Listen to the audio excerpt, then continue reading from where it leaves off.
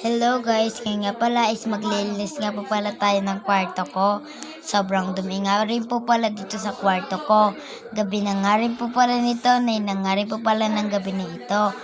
Tapos na nga rin po pala ako matiklop yan, syempre ayusin ko na nga rin po pala.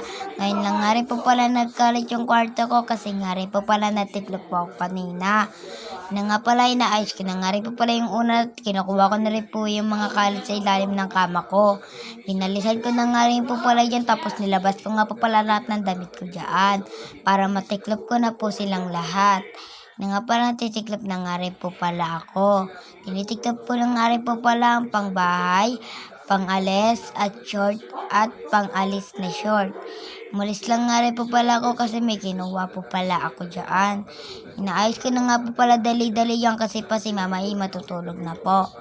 Papatay na nga rin po pala yung ilaw dyan, kaya nagmamadali na rin po ako. Ayun na nga po pala, forward na po pala ang linis na nga rin po pala ng kwarto ko. Thank you for watching. Maraming salamat sa panonood. Bye-bye.